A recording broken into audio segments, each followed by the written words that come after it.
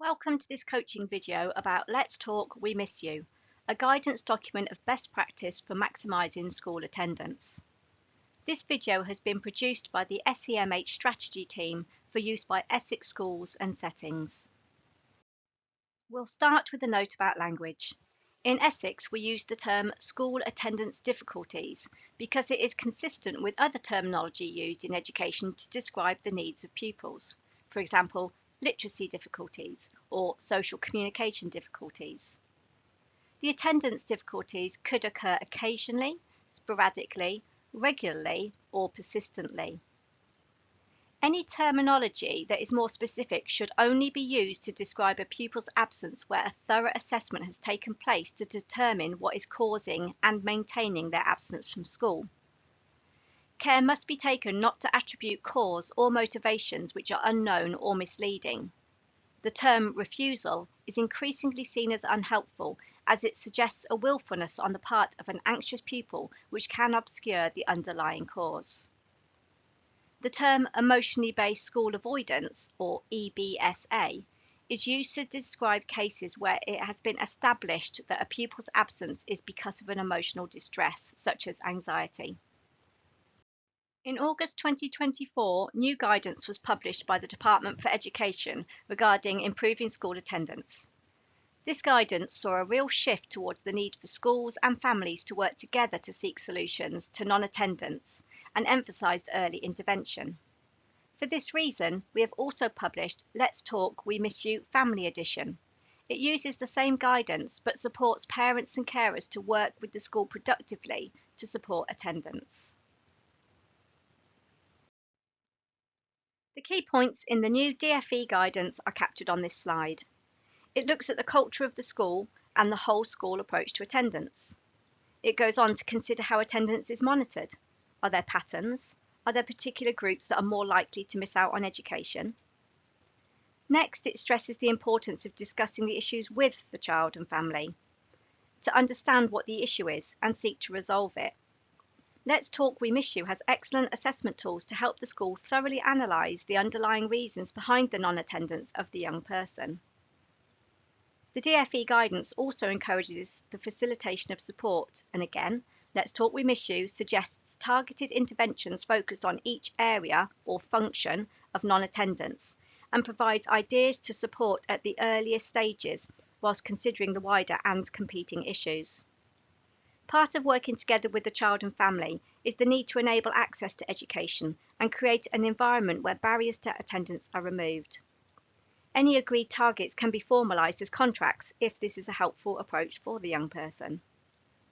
It is only when all avenues are exhausted that the DfE guidance formalises statutory intervention and enforcement.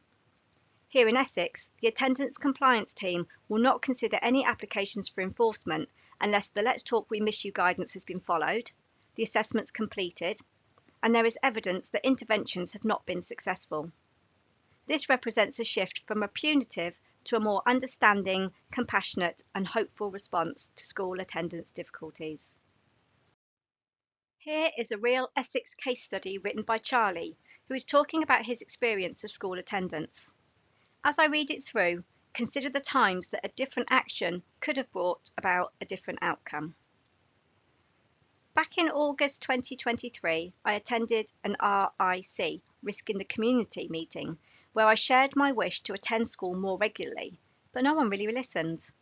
Then, during February half term, an attendance compliance engagement officer from the local authority visited me.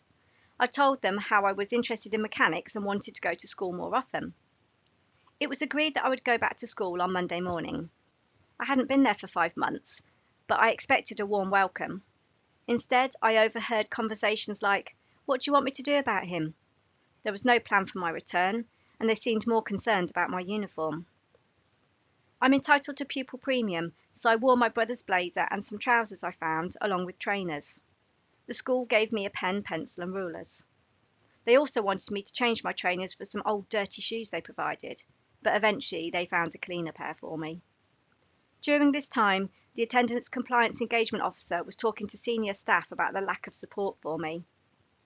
In the past, when I didn't comply with the school uniform, they sent me home. This time, even though I did comply, there still wasn't a proper plan in place. Over the next few weeks, I struggled to reintegrate. I got excluded for a while because I swore at the receptionist. She didn't know about my needs, and I found it hard to control myself. Here is a task for your group. Questions.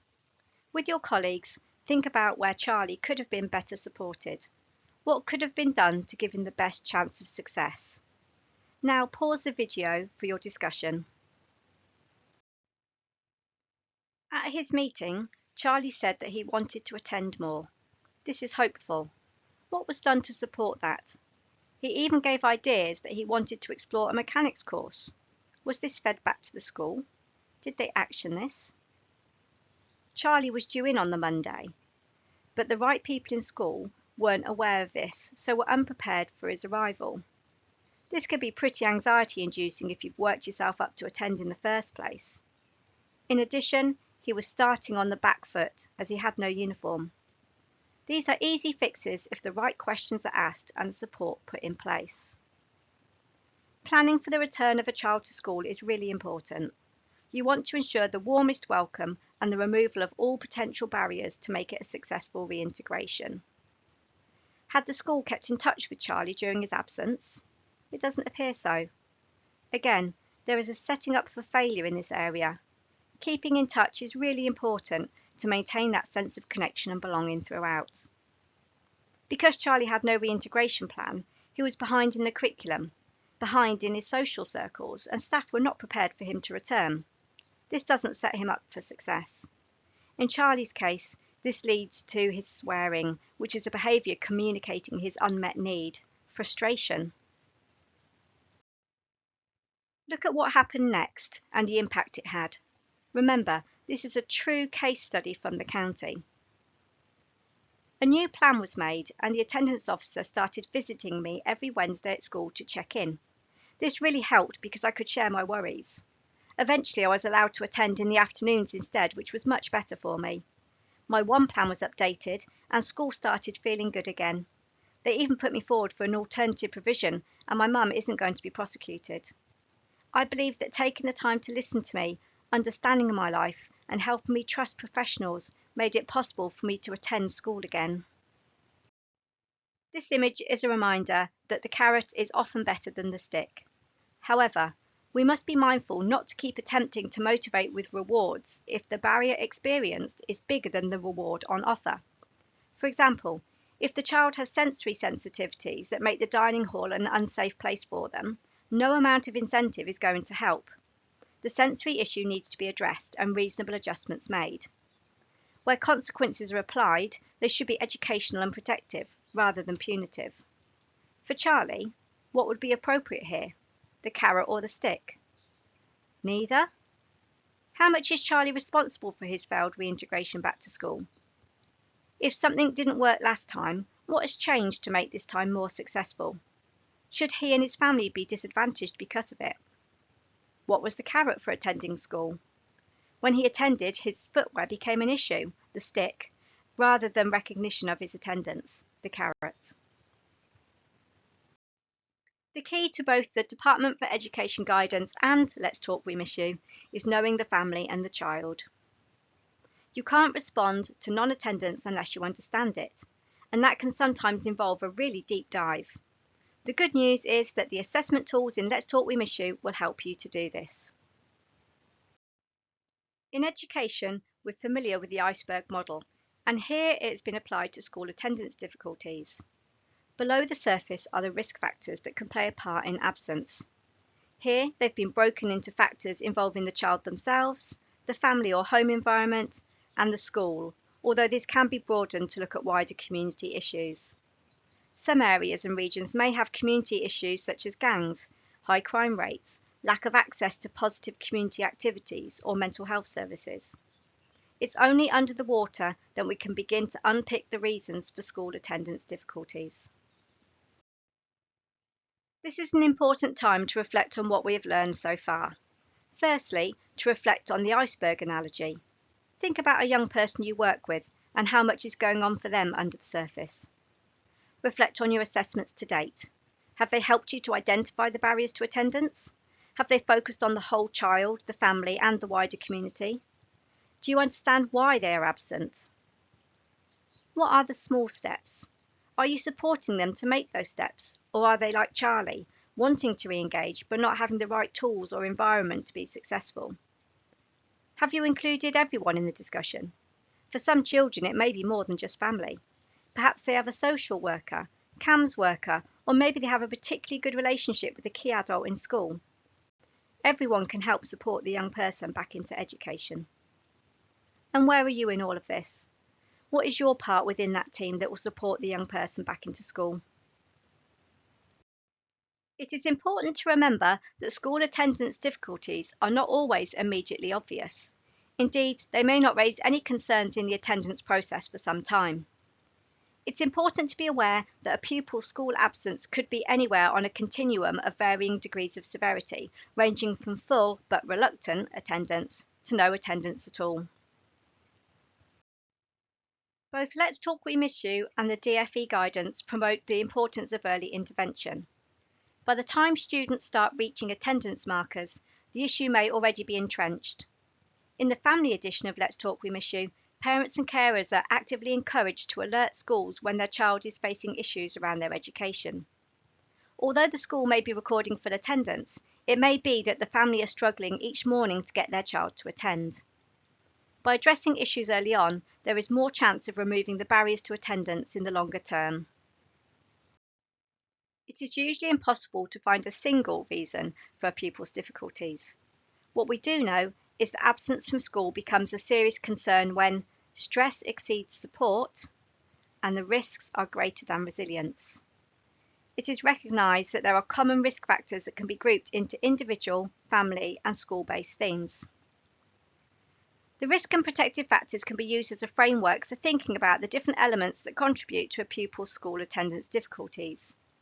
Earlier, we looked at the iceberg analogy and considered the individual, family, and school or community risk factors that could have an impact on attendance. Just as a reminder, here's what we saw below the surface. Look at these now. Do any of these ring true with the young person you're working with?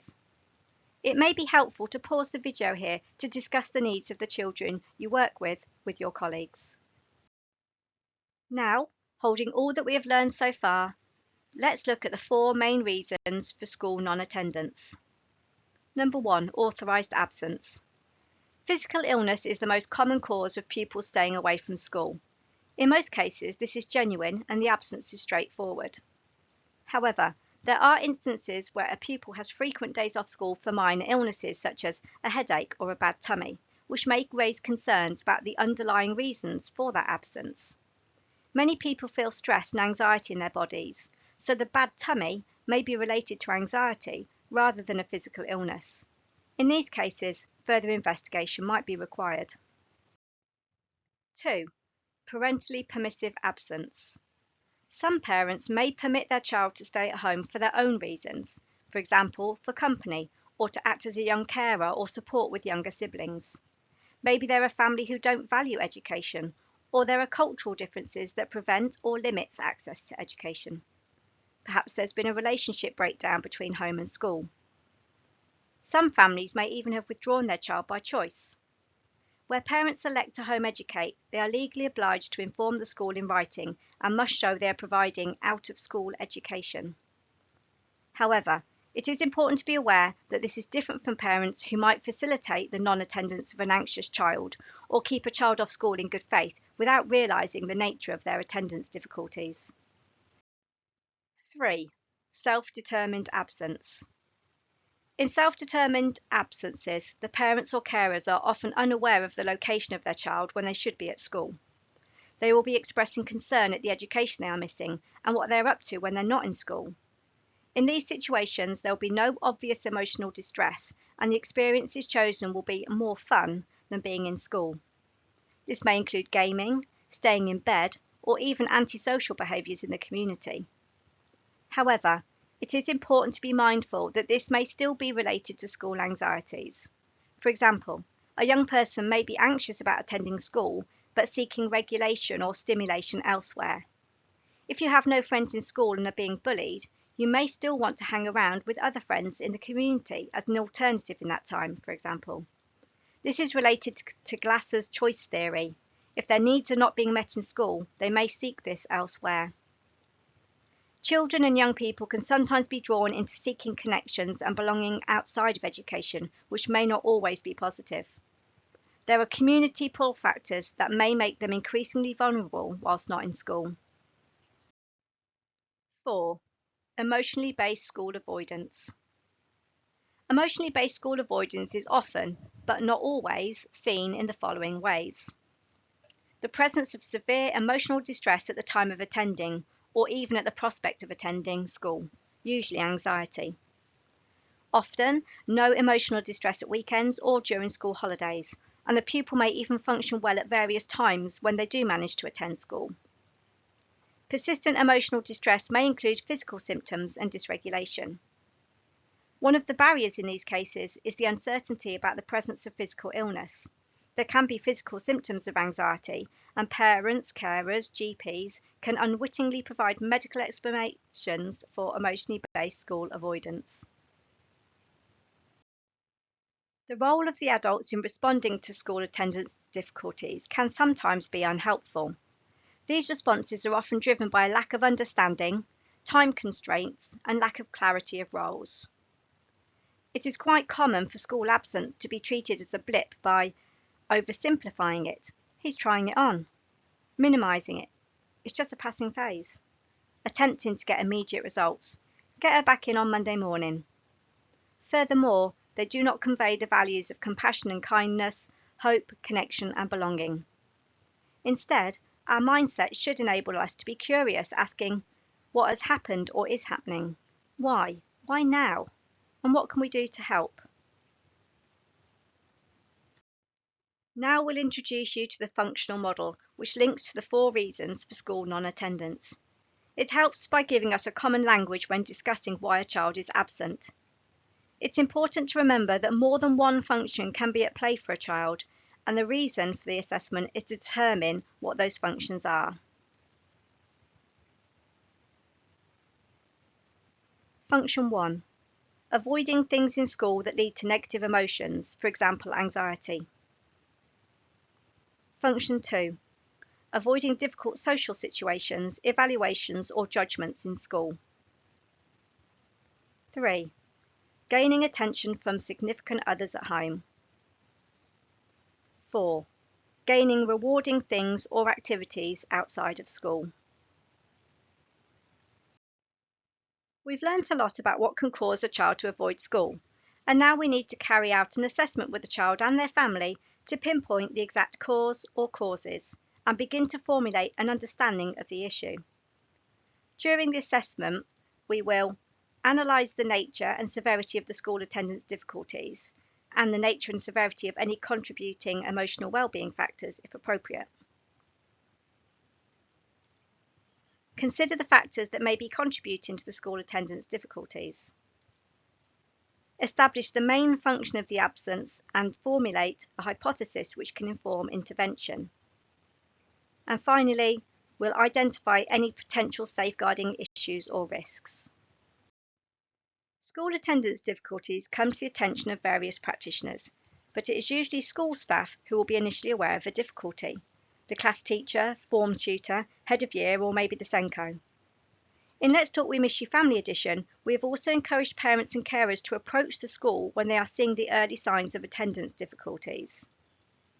In the vast majority of cases, these frontline professionals who already know and have a positive relationship with the pupil are best placed to take the lead on assessment and intervention planning. However, there should also be discussion with a designated safeguarding lead to ensure any relevant contextual information is considered as part of the assessment. For those with a social worker, it is useful to consider together who is best placed to do the assessment and whether all relevant information has been gathered. You may seek support from outside agencies working with the family or school, such as social care, the school nurse, inclusion partner, educational psychologist, CAMS, or an education access specialist. This is especially recommended at the point of assessment. It is essential to involve families in the assessment as they hold a wealth of information that may inform the assessment and analysis. In the family edition, parents and carers have been advised that they will be asked questions around their child's developmental and educational history, their strengths, aspirations and interests, if there have been any changes or significant losses within the child or young person's life, their relationships and reported friendship groups, their academic progress, their behaviour, including any presenting symptoms of anxiety, what the child or young person's typical day might be like, including comparing days when they go to school to those when they do not, what the child or young person's typical morning and evening routines are, what the impact of the child or young person's non-attendance is on various family members, what the parents' or carers' views are on the reasons for the child or young person's school attendance difficulties, if there are any exceptions, times when school avoidance occurs less frequently, if there have been any previous attempts to address the issue. All of these things help to build the picture of the issue. The assessments in the toolkit provide the questions and the assessment to carry this out. The assessment tools are all interactive to make life easier for professionals. The School Attendance Difficulties Assessment form, an Excel spreadsheet version, can be found with the Let's Talk We Miss You guidance on the Essex Schools info link. The boxes calculate the scores to provide information around which function or functions may be at play. The school should be doing the assessment with the parent and the child or young person. They should not be sent home for them to complete alone. The risk and resilience profiles can be accessed by the link in the Let's Talk We Miss You document itself.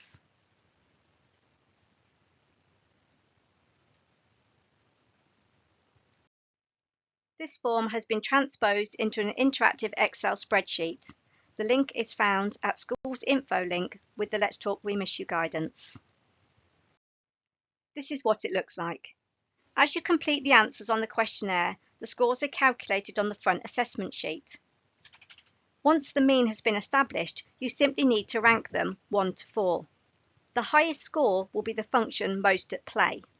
Please note that you will often have more than one function to consider. The risk and resilience questionnaires are found via the online link. These provide essential insights into what the school, pupil and parent feel are the issues around school attendance difficulties. It can be quite striking the difference between the perceptions of each party. This is the Risk and Resilience Assessment tool. By using the questionnaires with the pupil, family and school, these spider charts are produced. In this example, we can see a number of disparities. For example, in terms of academic confidence in the risk factors, the pupil has scored themselves 2, but the parent has scored them highly. Similarly, the pupil's resilience factors show they are motivated to attend school, but parents scored them much lower. However, all agree that the pupil doesn't feel a sense of competence in something. As you can see, this provides a starting point for conversations, exploring the barriers to school attendance difficulties, and can provide areas to support when looking at small steps for interventions and targets. Having identified the function or functions for school attendance difficulties, Let's Talk We Miss You then goes on to offer suggested interventions for each function. Not all will be suitable for every child, but it provides a starting point for target setting and progress. In the Families edition, there is a similar set of interventions per function, but aimed at what parents and carers can do at home to support schools. Suggested interventions are provided for all functions, but do come with a warning. They are suggestions. This is not a tick list to work through. It is important to only apply the interventions that will support that individual child. Here is a good example of why we must consider the individual. A suggested intervention here is removing access to the more stimulating activity, e.g. computer games, during school hours. For some highly anxious, depressed or distressed child or young person, activities such as gaming is their way of self-regulating. In this case, it would not be a good idea to remove this. Similarly, some parents are working from home, so switching off the internet is not always possible. The essential thing to consider throughout the child's absence is the maintenance of the connection with school. The more a child is absent, the more likely they are to lose contact with their peers and fall behind in their learning, which causes further barriers for their return. We saw in Charlie's case study the impact on him of being put straight back into school with no transition or reintegration plan in place. In the Families edition, parents and carers are actively encouraged to keep up this contact with school and support learning at home as much as possible. We must remember that the child has a right to education, and the school should always be ready to receive the young person into school at any time during their absence. So, to recap the DFE and Let's Talk We Miss You guidance. Intervene early. Work with the family throughout. Actively involve the child or young person in discussions about their needs and what support they require. Carry out meaningful, informed assessments. Develop an action plan based on a personalised and holistic approach. Review the plan regularly. Accept that the journey will not be smooth.